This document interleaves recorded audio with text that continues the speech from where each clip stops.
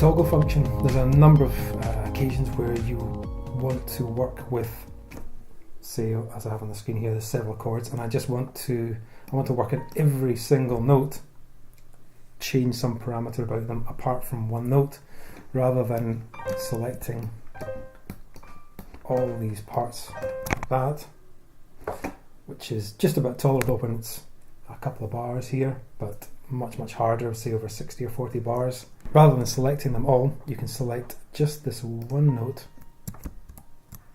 and you toggle it. It basically selects everything that isn't already selected.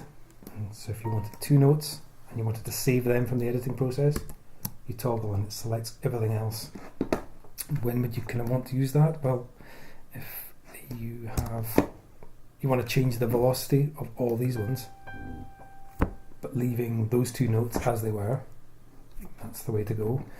Similarly, if you wanted to, say, change all the start times of these other notes, or extend the length, same thing, you just select those, toggle it, and then everything else you can enlarge or reduce, and you leave these ones unaffected. Another one you might use in conjunction with that toggling select function is to select the top line of a MIDI arrangement. On mine it's shift and arrow up. And what that'll do is it will select the top note of every chord it finds. One of the things when you're starting out is you'll probably end up working with chords in a simple way, building them up in their most simple triad. Now, you can have inversions of these chords very easily.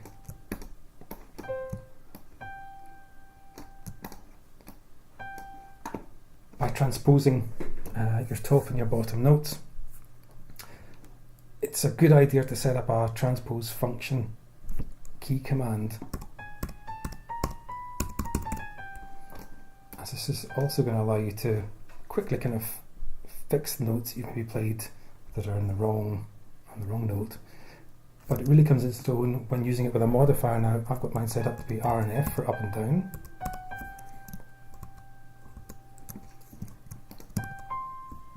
But if I hold down Control and use those same keys, the jump is now an octave, and that's where it really becomes handy for flipping through the inversions of your chords. When you're working with MIDI parts, and even with audio parts, you're going to want to see different levels of data. For instance, in the piano roll section,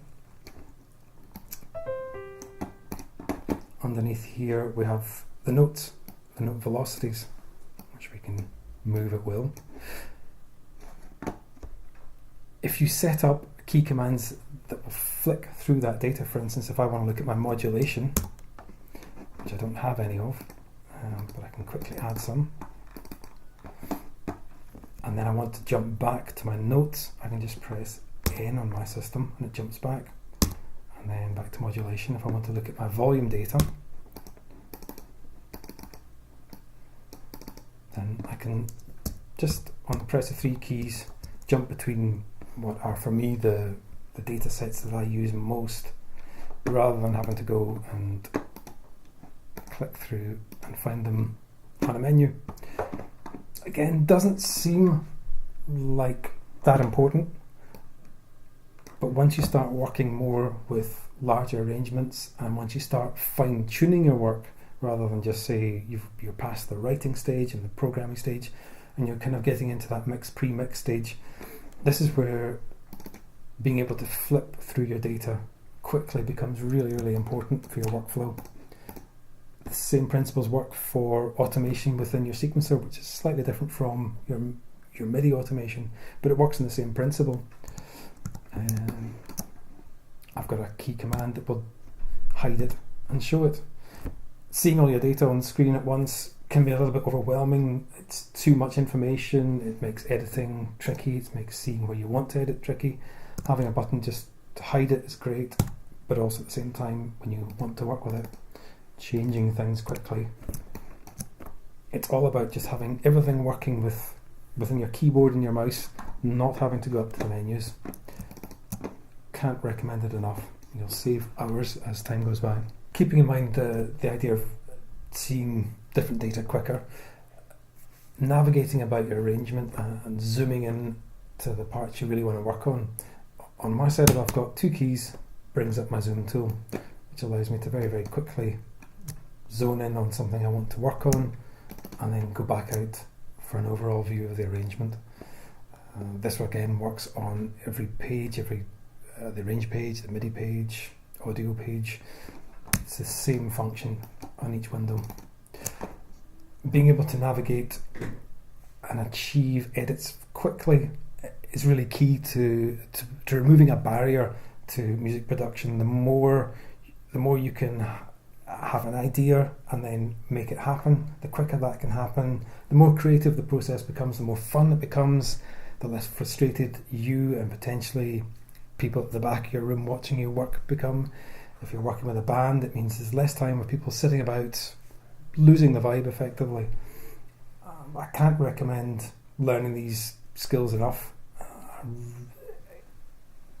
It for me really represents a dividing line between people who do this professionally and people who are just starting out.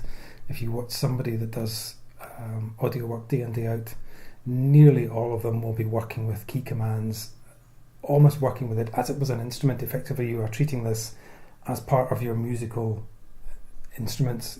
This should be your keyboard in the same way that this should be your keyboard. There should be as little between you thinking about doing something and doing it.